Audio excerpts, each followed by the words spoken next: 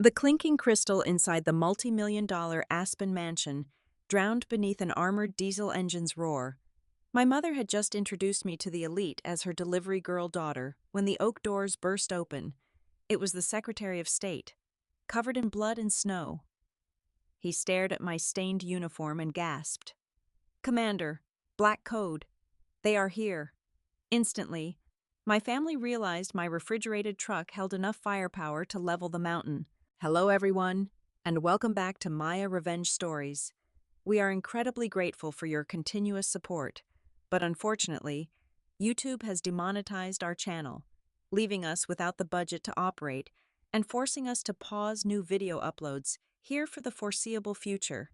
We are transitioning our operations to Patreon, so if you enjoy today's story, please consider supporting us there to hear exclusive, true stories that are longer, far more detailed, and feature multiple emotional voice actors for scenarios. We simply cannot publish publicly on YouTube. You can join by scanning the Patreon QR code on your screen right now or by clicking the link in the video description and pinned comment. Now, let us begin today's story, told from the perspective of our protagonist, 34-year-old Imogen Dean. The heavy tires of my customized refrigerated truck crushed the imported white gravel of the winding driveway. The vehicle bore a bright, cheerful logo that read, "Fresh Bites Delivery" on its side panels, a stark contrast to the aggressive, slate-gray storm clouds gathering over Aspen, Colorado. The wind was already howling, whipping the first harsh flakes of a massive blizzard against the reinforced ballistic glass of my windshield. I shifted the transmission into park, the deep rumble of the diesel engine vibrating through my boots. Ahead of me stood a grotesque monument to new money. It was a sprawling, modern fortress of glass and dark timber, jutting out from the mountainside like a jagged tooth. My older brother, Vance, had just purchased this estate for an astronomical sum to celebrate his promotion to managing director of a ruthless hedge fund. Tonight was his coronation. The driveway was already choked with sleek sports cars and luxury SUVs, their glossy finishes reflecting the warm, golden light spilling from the floor-to-ceiling windows of the mansion. Inside, the elite were busy congratulating themselves on their own brilliance. I grabbed a hand truck from the back and loaded 3 heavy wooden crates of vintage wine I was instructed to bring. The biting wind cut through my cheap uniform pants as I trudged toward the service entrance. Before I could even reach for the brass handle, the heavy door swung open. My mother, Eleanor, stood in the threshold. She wore a tailored emerald silk gown that probably cost more than a standard delivery driver earned in 3 years. Her face, tightly pulled and polished by elite dermatologists, twisted into a mask of sheer panic and disgust the moment her eyes locked onto my neon green company windbreaker. "Imogen, for heaven's sake, take that hideous jacket off right now," Eleanor hissed, her manicured fingers clawing at the air. "You are not tracking slush onto the heated marble, and you are certainly not parading that embarrassing logo in front of the board members. Use the mudroom, leave the coat, and bring the wine in through the caterer's hallway. Do not make a scene." "Understood," I replied, my voice perfectly flat. I stripped off the bright green windbreaker, revealing a plain black turtleneck underneath, and pushed the hand truck past her. The air inside the house was thick, suffocatingly warm, and heavy with the scent of expensive amber perfume, roasted truffles, and the metallic tang of unbridled greed. I wheeled the wine crates into the cavernous main living room. The space was a cathedral of excess, dominated by a massive stone fireplace and populated by dozens of people draped in cashmere and designer watches. The low hum of networking and arrogant laughter echoed off the vaulted ceilings. Standing by the fireplace was Vance. He held a crystal tumbler of scotch in one hand, holding court with a circle of silver-haired financial predators. He spotted me immediately. A cruel, triumphant smirk spread across his perfectly tanned face. He raised his glass, making sure his voice carried over the ambient jazz music playing from the hidden sound system. Ladies and gentlemen, the delivery has arrived," Vance announced loudly. The conversation around him died down as heads turned in my direction. My little sister, Imogen, keeping the streets of America fed with cheap, pre-portioned meal kits. "Tell me, Dear sister, did you want me to write you a check for a tip, or do you take loose change? A ripple of cultured, condescending laughter swept through the room. Women in diamonds hid their snickers behind champagne flutes. The men shook their heads in mock pity. I could hear their piercing whispers floating through the warm air. They muttered about how tragic it was that someone with the Dean family name had settled for such a pathetic, low-class existence, hauling boxes of frozen chicken while her brother was a certified financial genius. I stood completely still by the hand truck. I did not flush with embarrassment. I did not argue. Instead, my eyes coldly scanned the room. I mentally mapped the primary and secondary escape routes. I noted that the massive glass windows were double-paned, but entirely unarmored. I calculated the load-bearing stress of the decorative steel beams overhead, determining exactly where a shaped charge would need to be placed to bring the entire roof down, while Vance continued to perform his stand-up routine for his wealthy sycophants. I subtly tilted my left wrist. Beneath the strap of my digital watch, a micro-display glowed faintly. It read exactly -22 degrees. I tapped the dial once to run a silent diagnostic. The temperature within the armored core of my truck outside remained perfectly stable. Those fools laughing at my stained boots had no idea what was actually parked in their pristine driveway. They thought I delivered cheap groceries, but the cargo I was hauling required absolute, uninterrupted thermal isolation. If that temperature spiked by even 5 degrees, this entire mountain and everyone on it would be reduced to a smoking crater. I lowered my wrist, crossed my arms, and simply let them laugh. I let their laughter wash over me. It was a familiar sound, a hollow noise that had lost its power to wound me over a decade ago. People like Vance and Eleanor believed that true power resided in diversified stock portfolios, tailored silk suits, and the ability to casually humiliate those they deemed beneath them. They understood absolutely nothing of real pressure. They understood nothing of structural integrity. A lesson I learned not in elite Ivy League lecture halls, but on the grease-stained concrete floor of a cramped auto repair shop on the industrial outskirts of Denver. That dusty, dimly lit garage belonged to my father, a man whose hands were perpetually calloused and deeply etched with dark motor oil. He was a humble, hard-working mechanic, a quiet man who found profound poetry in the rhythmic firing of spark plugs and the unyielding nature of forged steel. While my mother was busy climbing the social ladder, desperately trying to scrub the blue-collar stench from our family name, my father was teaching me how to completely strip down a ruined engine block and rebuild it from scratch. Metal does not lie, Imogen, he used to tell me, his voice a low, soothing rumble over the harsh screech of pneumatic drills.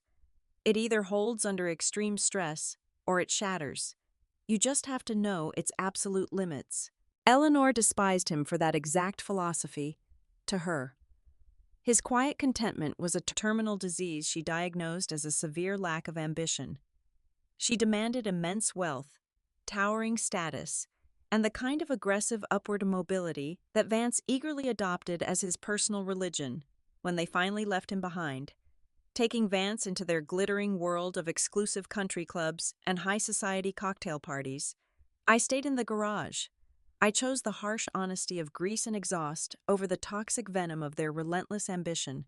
That early education in mechanical endurance and silent observation forged the absolute foundation of who I really am today. The bright green uniform, the stained work boots, and the mundane daily delivery route were nothing more than a meticulously crafted ghost identity. I do not work for a meal kit company. I am a mobile field commander for the Aegis Vanguard Directorate.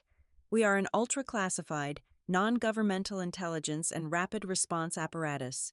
We operate exclusively in the dark, silent spaces where traditional military branches and bureaucratic government agencies cannot reach, specializing in catastrophic biological containment, counterterrorism, and high-stakes tactical neutralization. When the world is minutes away from a localized apocalypse and official diplomatic channels fail, they do not call the Marines or the local authorities. They call us. The heavy vehicle idling in the freezing driveway outside was not transporting frozen chicken breasts and organic kale for suburban housewives. Beneath the cheap fiberglass shell and the cheerful, brightly painted delivery logo lay a Level 6 armored tactical command station. The chassis was reinforced with military-grade titanium alloy, engineered to easily withstand the devastating blast radius of an anti-tank mine. The insulated interior housed an independent, highly encrypted satellite uplink array and a state-of-the-art chemical, biological, and radiological filtration system. It was a rolling, heavily fortified bunker, designed to survive the violent end of the world while looking entirely invisible to the untrained civilian eye. I reached deep into the side pocket of my cargo pants, my fingers brushing against the cold, familiar weight of a small, heavily scratched steel wrench. It was the only physical item I kept from my father after his heart gave out exactly 5 years ago.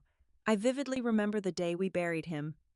The sky was an unforgiving, pale gray canopy, much like the brutal storm currently raging outside these expansive windows. I stood by his open grave entirely alone, listening to the bitter wind howl through the barren trees. Vance and Eleanor had sent a brief, incredibly dismissive text message stating they could not make the service because they were obligated to attend a high-profile charity gala for oceanic conservation.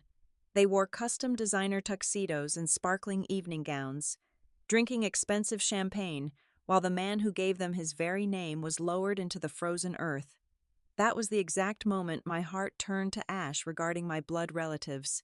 I surgically severed every emotional tie to them, leaving nothing inside me but cold, clinical detachment. I had not accepted Vance's arrogant invitation tonight out of a sudden, desperate yearning for familial connection or a desire to make amends. I was standing in this suffocating room strictly on official orders. Exactly 48 hours ago, Aegis intelligence analysts flagged a highly classified, off-the-books gathering of top-tier United States government officials at a secluded, heavily guarded alpine resort exactly 3 miles down the mountain from this very estate. The threat matrix surrounding the summit had unexpectedly spiked into the critical red zone, indicating a severe probability of hostile interception. My directive from headquarters was incredibly simple and clear. Establish a mobile forward operating base under deep cover, park the vehicle in a strategically advantageous location, and stand by for further tactical instructions. Vance's lavish, self-indulgent party simply provided the perfect, unsuspicious excuse for a commercial delivery truck to be idling in this highly secure, restricted residential sector without drawing the immediate attention of local law enforcement or private security patrols. The stifling heat of the room pressed heavily against my skin. The scent of roasted truffles and heavy amber perfume suddenly felt nauseating. Vance raised his glass high into the air. The crystal caught the golden light of the imported chandeliers. He looked directly at me. His eyes were cold, calculating, and entirely devoid of any sibling affection. He was performing for his audience of silver-haired predators. "Let us raise our glasses," Vance projected. His voice boomed across the vaulted ceiling. "To the natural order of things, to the manual laborers of the world, much like my dear sister standing over there. They tirelessly haul the heavy boxes. They toil in the freezing dirt.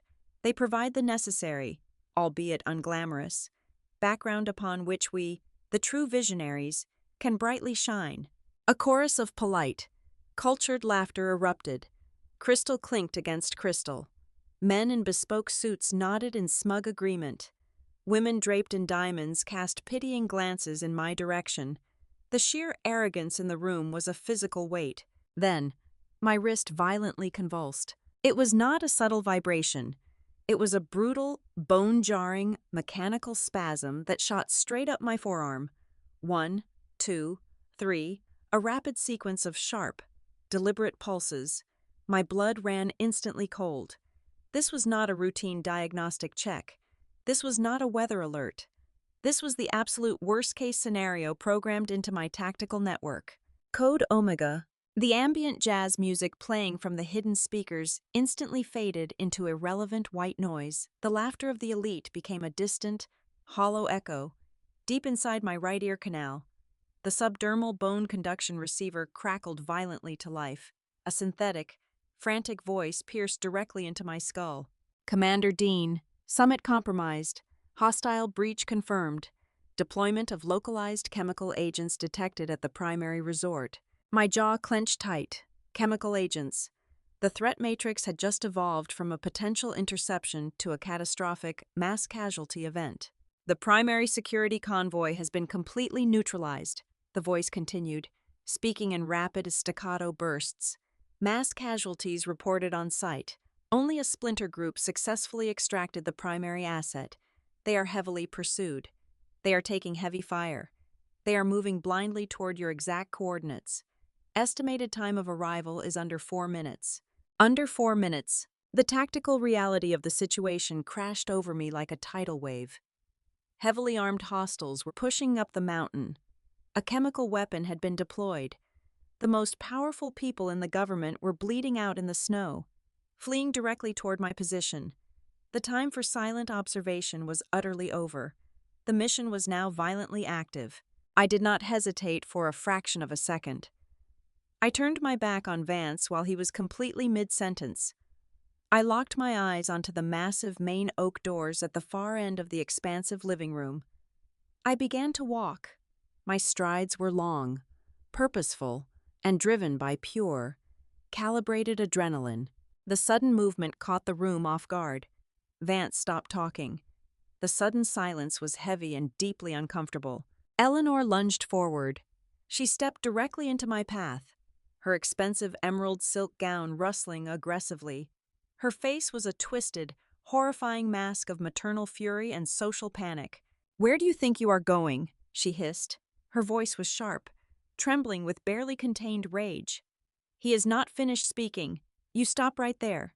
Imogen, do not dare humiliate this family any further in front of these guests. Get back to the service corridor this instant." She was an obstacle. I did not even look at her face. I simply executed a fluid sidestep, completely ignoring her demands, and kept moving forward. Every single second wasted in this room meant another dead operative in the snow outside. I reached the grand foyer. I was 10 feet away from the exit. Suddenly, a man stepped out from the crowd and physically blocked the heavy wooden doors. I was one of Vance's premier billionaire investors. He was a towering, heavily built man with a flushed, arrogant face. He reeked intensely of expensive gin, imported cigars, and absolute entitlement. He held out an empty crystal tumbler with his left hand. With his right hand, he pulled a crisp $100 bill from his tailored vest pocket and waved it lazily in my face. "Hold on a second, sweetheart," he slurred. A cruel, mocking smile played on his thick lips. "Is the delivery girl trying to skip out on work early? Go fetch me some more ice from the kitchen. Do that, and you can keep the change." He reached out. He boldly attempted to grab my left shoulder to push me back toward the dining area. Namad, a fatal miscalculation. My combat training took over instantly. My brain shifted into a hyper-focused tactical overdrive. I calculated his weight, his poor balance, and his exact center of gravity in the span of a single heartbeat. I needed to remove this obstacle immediately. I used exactly 2 seconds. My left hand shot upward like a coiled spring. I clamped my fingers like a steel vise onto his outstretched wrist. I pivoted my weight violently onto my right heel. I torqued his thick arm sharply against the natural rotation of his shoulder joint. The mechanical leverage was absolute. He let out a sharp, pathetic yelp of sudden agony. His fingers spasmed open. The crystal glass dropped, shattering into 100 glittering pieces across the heated marble floor. I did not stop moving. I drove the heel of my right palm directly into the center of his chest. I used his own heavy, forward momentum entirely against him. I shoved him backward with a highly localized, devastating burst of kinetic force. He flew backward through the air. He crashed violently over a pristine white leather sofa. His expensive leather shoes flipped up wildly into the air before he crumpled into a pathetic, groaning heap on the hardwood floor behind it. The entire room gasped in perfect unison. Absolute, utter shock paralyzed the dozens of elite guests. Vance dropped his scotch glass. Eleanor let out a piercing shriek of pure horror. The untouchable titans of finance stood frozen like terrified statues. I did not wait for their outrage. I did not care about their shock. I reached the heavy oak door. I gripped the brass handle and ripped it open with all my strength. The biting, below-zero blizzard immediately roared into the sweltering living room like a physical beast. A blinding wall of snow and freezing wind ripped through the foyer, instantly extinguishing the massive fireplace in a single, violent breath. I stepped out into the raging whiteout, stepping directly into the storm, and slammed the heavy door shut behind me. The freezing wind outside struck me like a physical wall, roaring with the fury of a Category 3 blizzard. I sprinted across the imported gravel of the driveway, my boots finding absolute traction in the rapidly accumulating snow. I reached the rear of the seemingly ordinary delivery truck. I slammed my bare right palm directly against the brightly painted letter F in the company logo. A hidden biometric scanner instantly read my thermal signature and fingerprint structure. It chimed with a sharp, electronic chirp. Heavy steel locking mechanisms violently disengaged with a deep, hydraulic hiss. The rear doors swung open, dropping a thick reinforced steel ramp onto the driveway. There were absolutely no cardboard boxes of cheap meal kits inside. Instead, the interior was bathed in the harsh, crimson glow of a mobile combat information center. High-resolution radar screens mapped the surrounding mountainous terrain, pulsing with urgent data. I stripped off the thin black turtleneck, revealing a fitted tactical undershirt. In less than 15 seconds, I strapped on a level 4 ballistic vest with integrated ceramic plates, snapped a heavy tactical rig around my waist, and loaded a high-capacity magazine into a compact assault rifle. The radar on the main console let out a piercing, high-pitched scream. 2 rapid contacts were approaching at over 80 miles per hour. Suddenly, the deafening roar of the blizzard was completely overpowered by the horrific sound of tearing metal and screaming tires. The towering, heavily reinforced wrought iron gates of Vance's estate, which cost tens of thousands of dollars, were violently blasted off their hinges. 2 massive, armored black SUVs came hurtling through the wreckage. They were completely shredded. Thick clouds of black smoke poured from their ruined engines. The side panels were absolutely chewed apart by heavy-caliber machine gun fire. The first vehicle violently spun out of control, smashing directly into a massive stone fountain in the center of the courtyard. The second vehicle violently slammed its brakes, skidding sideways until it crashed into a row of exotic sports cars. Before the vehicles even settled, the heavy doors were kicked violently open. Secret Service agents, their expensive suits torn and soaked in dark blood, rolled out into the freezing snow. They instantly formed a tight defensive perimeter, raising their compact submachine guns toward the ruined gates. From the center of the wreckage, 2 surviving agents brutally dragged a heavily wounded man out of the back seat. It was the United States Secretary of State. His custom-tailored winter overcoat was ruined, stained with soot and the blood of his fallen security detail. He was hyperventilating, his eyes wide with absolute primal panic. The surviving agents did not look toward the brightly lit mansion for safety. Their encrypted tactical navigators were locked onto the only active, military-grade safe haven beacon transmitting within a 100-mile radius. They were dragging the second most powerful man in the federal government directly toward my delivery truck. At that exact moment, the heavy oak doors of the mansion burst open. Vance, Eleanor, and a massive flock of terrified billionaires poured out onto the heated, covered portico. The sounds of the crash had drawn them out like frightened cattle. Vance was frantically waving his smartphone in the air, his face pale with absolute terror, screaming into the device as he dialed 911.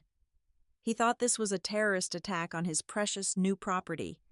Eleanor was clutching her pearls, violently shivering in the freezing wind, shrieking for her private security guards who had mysteriously vanished. Then, the powerful floodlights of the estate washed over the bleeding men in the driveway. Vance froze entirely. His frantic screaming died in his throat. The smartphone slipped entirely from his trembling fingers, hitting the hard stone floor and shattering instantly. He recognized the man bleeding in the snow. The Secretary of State was the ultimate political prize, a titan of global influence whom Vance had spent over 4 years and millions of dollars desperately trying to schedule a 5-minute meeting with. And here he was, collapsing in his driveway. I stepped down the heavy steel ramp of the truck. My boots hit the snowy gravel with a heavy, metallic thud. The crimson tactical lights from the armory cast a terrifying, bloody silhouette over my heavy combat armor and the matte black barrel of my rifle. The Secretary of State saw me. He completely ignored the dozen billionaires standing on the porch. He bypassed every single protocol of his immense office. He practically shoved his own protective detail aside, stumbling forward until he was standing just inches away from my steel-toed boots.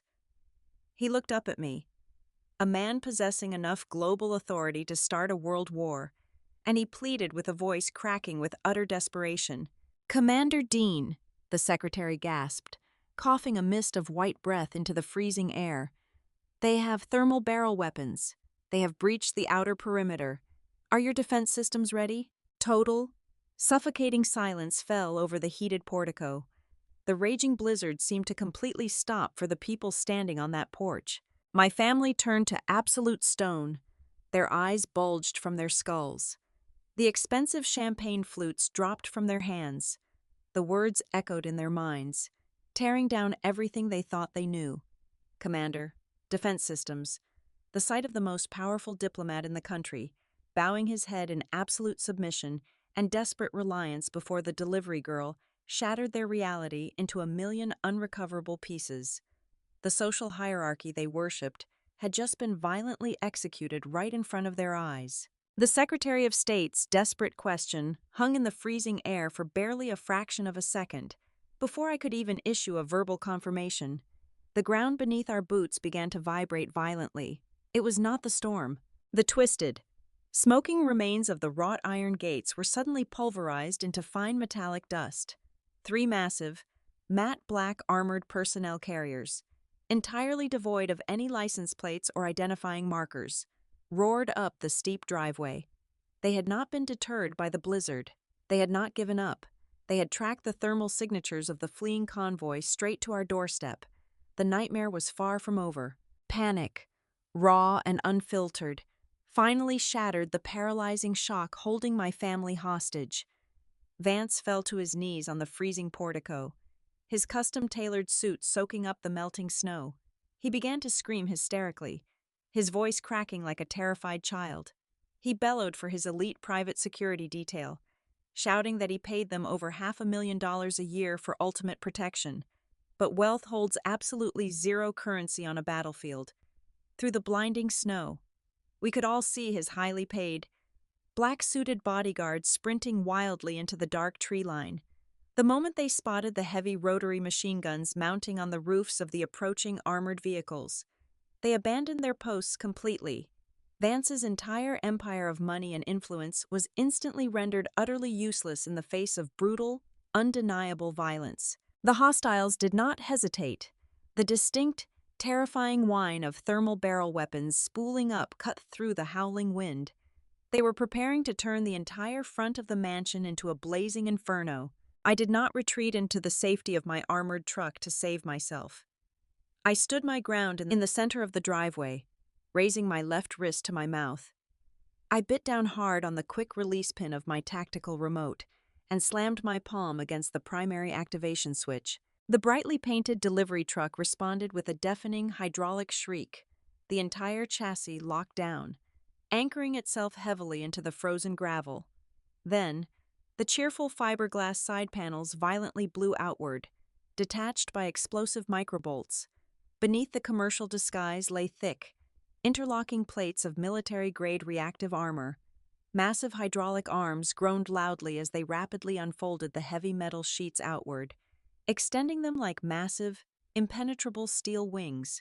Within 5 seconds, the vehicle transformed from a mundane grocery transport into a towering, solid steel barricade that completely shielded the entire glass facade of the mansion from the hostile line of sight. I turned to the bleeding Secret Service agents.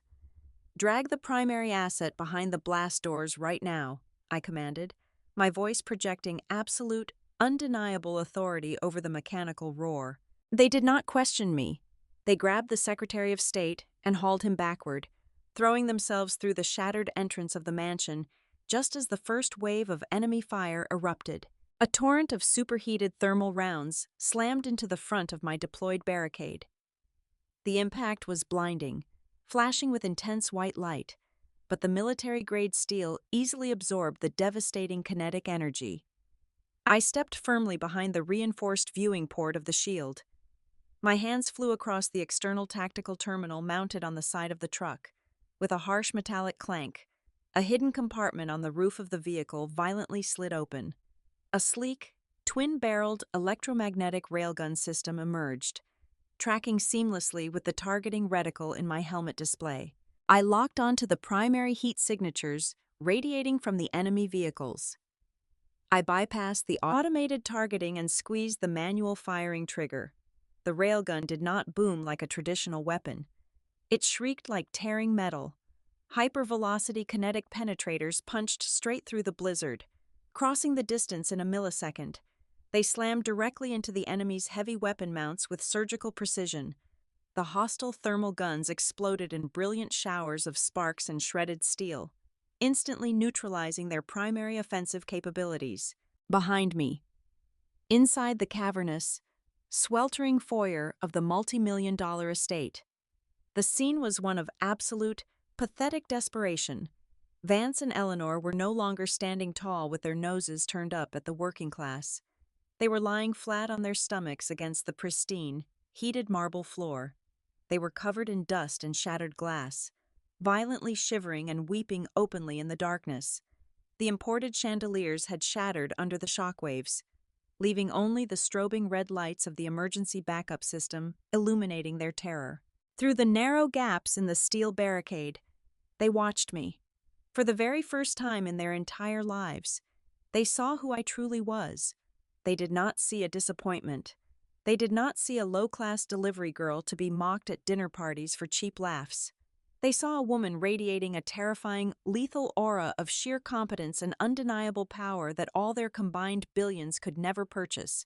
They watched me coldly coordinate devastating counterfire, my voice perfectly steady as I called out exact grid coordinates to the surviving agents. I stood between them and certain death, a lone, unyielding titan of steel and strategy, violently defending the exact same people who had so arrogantly trampled upon my dignity just 15 minutes prior. The relentless, deafening exchange of gunfire abruptly ceased. It was not because the hostiles had successfully breached my steel barricade, but because the sky above us suddenly tore open. The heavy rhythmic thumping of twin military transport helicopters vibrated through the snow-filled air, accompanied by the piercing shrieks of 4 heavily armed Apache gunships. They had tracked the encrypted distress beacon broadcasting directly from my vehicle. Blinding searchlights pierced through the raging blizzard, illuminating the entire mountainside in harsh, unforgiving white light. Dozens of elite military rapid response operators rappelled down from the sky, their laser sights cutting through the smoke and snow like surgical blades. Within exactly 3 minutes, the surviving attackers were entirely neutralized, disarmed, and brutally forced to the frozen ground in heavy tactical restraints. The chaotic storm of violence slowly settled into an eerie, ringing silence, broken only by the continuous, heavy chopping of the helicopter rotors hovering just above the ruined estate. The blinding floodlights illuminated the absolute devastation. Vance's multi-million-dollar mansion was a shattered shell of its former glory.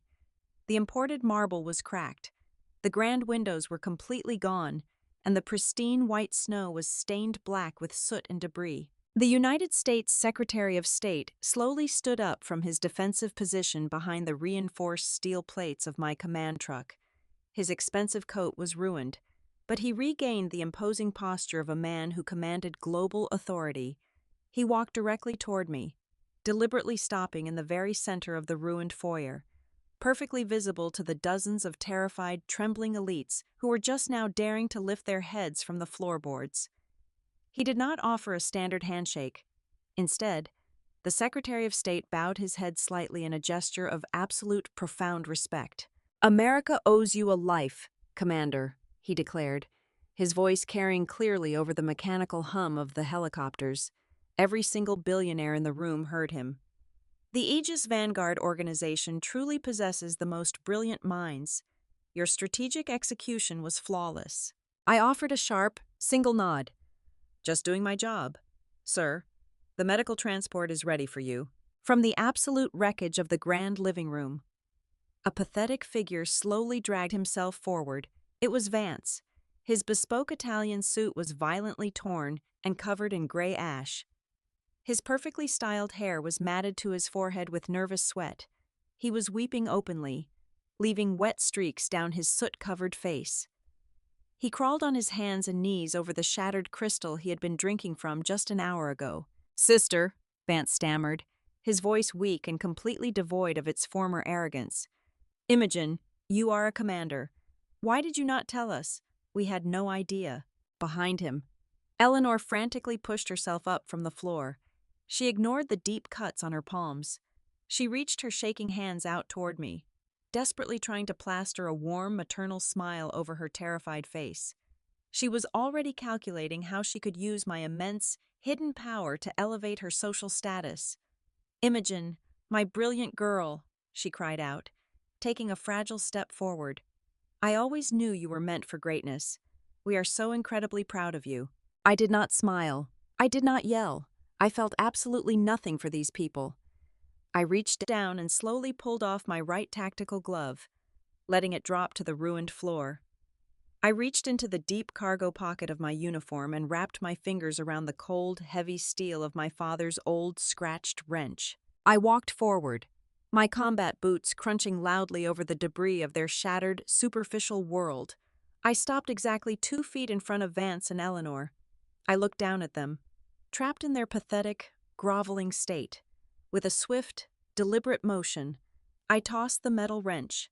It clattered harshly against the marble floor, sliding right to a halt directly at Vance's ruined leather shoes.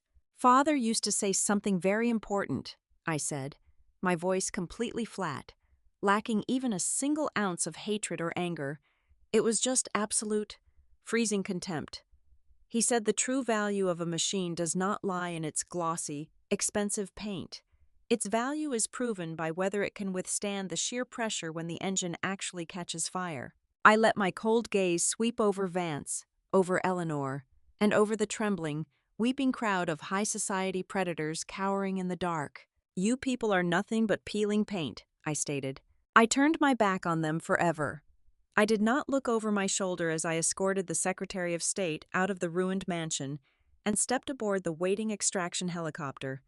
As the aircraft lifted heavily into the stormy sky, leaving my family utterly humiliated and trapped in the frozen ruins of their own arrogance, I looked down one last time. There, standing tall and unyielding amidst the rubble, was my heavily armored, bullet-ridden delivery truck. It stood in the snow like an absolute monument to true strength, a silent guardian that needed no applause. Hello, everyone, and thank you so much with all my heart for listening to today's story. I would absolutely love to know where you are tuning in from, so please let me know your city or country in the comments below. As a quick reminder, because YouTube has unfortunately demonetized our channel, we are forced to pause all new uploads here for the foreseeable future and transition our operations to Patreon. If you thought today's story was amazing, please help us keep creating by joining the Maya Revenge Stories Patreon. Over there, you can listen to our absolute best, longest, and most exclusive true stories that we simply cannot publish publicly on YouTube. You can easily join by scanning the Patreon QR code currently on your screen, or by using the link provided in the video description and the pinned comment. Thank you so much for your support, and we hope to see you there.